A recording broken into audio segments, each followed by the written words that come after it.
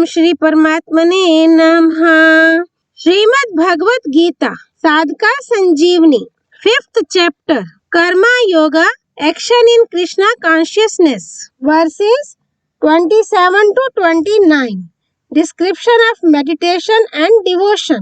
The Lord in the next two verses explains that God, who can be realized through the paths of action and knowledge, can also be realized through the path of meditation. Verses 27 and 28.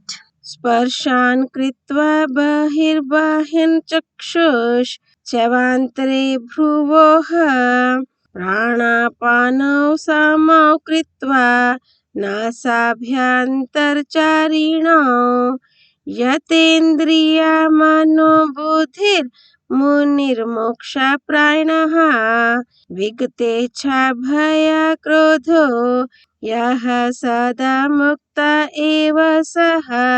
Shutting out all external objects, fixing the vision between the eyebrows, making the inward and the outward breaths moving within the nostrils, the sage who has controlled the senses, mind and intellect, who is intent on liberation, who has cast away desire, fear and anger, is ever liberated. Comment. All the objects except God are external.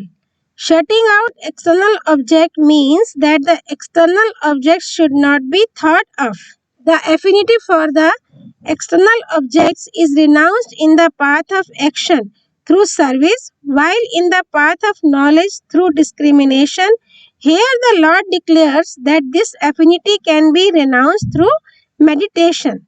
In meditation, when a striver meditates only on God, he has a disinclination for the external objects. It is not the external objects but his assumed affinity attachment for them which is an obstacle to God realization. Here the expression Bhruvaha Antre may stand for fixing the vision between the eyebrows as well as for fixing it at the tip of the nose. During meditation, if the eyes are completely shut, a striver may feel sleepy, and if they are completely opened, the scene and objects which are before his eyes may draw his attention and create an obstacle.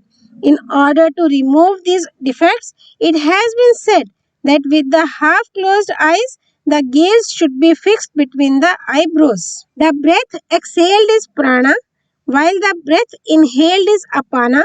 The speed of prana breath is fast, while the speed of apana breath is slow. In order to regulate the process of exhalation and inhalation so that both of them may take equal time, first the apana breath is inhaled through the left nostril and then the prana breath is exhaled through the right nostril.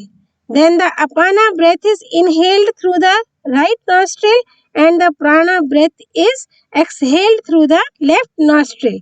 This process of exhalation and inhalation should take equal time. Through such constant practice, the flow of the prana breath and the apana breath becomes even, gentle and subtle. When there is no sensation of air inside or outside the nostril and in the throat, etc., it should be understood that the flow of the prana breath and apana breath has become even. When this flow becomes even, the mind starts meditating on God. This control of the breathing process has been described here because it plays an important role in the path of meditation. The striver whose aim is God realization has been called here moksha prayanaha. As the Lord pervades everywhere all the time, he is attained to all. But he is not quickly attained to people because they have not a firm resolve. As soon as they have a firm resolve, he will be realized. In fact, the aim is predetermined because this human body has been bestowed upon human beings so that they may attain God. But they forget this aim, so they have to realize this aim. When they realize this aim, they have a desire for God realization. This desire wipes out all the worldly desires and leads strivers to God realization. In all the spiritual disciplines, Firm resolve plays a very important role.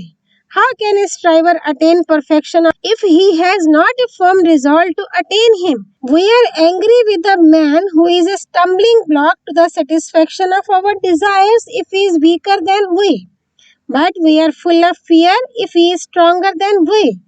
Similarly, we are afraid of death if we have a desire to live and are angry with those who don't let us fulfill our desires. Therefore, desire is the root of fear and anger. If a man has the only aim of God realization, he can be free from fear, anger, and desires.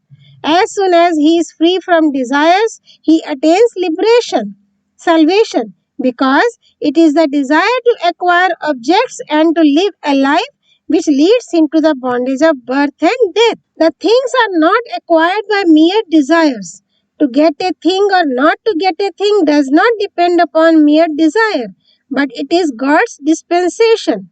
Then what is the difficulty in discarding desires when they can't procure us objects? No one can escape death and acquire things by desiring. But if the desires are renounced, the life can be blissful. If a person has no desire to live a life, even death will provide him joy. The life becomes sad when he has desires and they are not satisfied, and death appears horrifying when he has a desire to live. Therefore, he who has renounced the desire to acquire things as well as to live a life is liberated even during this life, and he becomes immortal. In the next verse, the Lord describes the path of devotion which easily leads to salvation. Verse 29. Bhoktaram yagyatapasam sarvaloka maheshwaram suhriddam sarva bhutanam gyatva mam shantim richti. He having known me as the enjoyer of all sacrifices and austerities, the great Lord of all the worlds, and the disinterested friend of all beings, attains peace. Comment. When a person performs any good action, he regards the body, senses, mind, intellect, and objects, etc., with which he performs actions as his own, and he regards the person for whom the good action is performed as the enjoyer. If he worships a god, he considers the god the enjoyer, and if renders service to a hungry man by offering him food, he considers that hungry man the enjoyer of food. In order to dispel this misunderstanding, the Lord declares that only God is the enjoyer of all good actions because He is seated in the hearts of all. Therefore, the Lord should be considered the enjoyer of all virtuous actions such as adoration and offering food and water, etc. to anyone.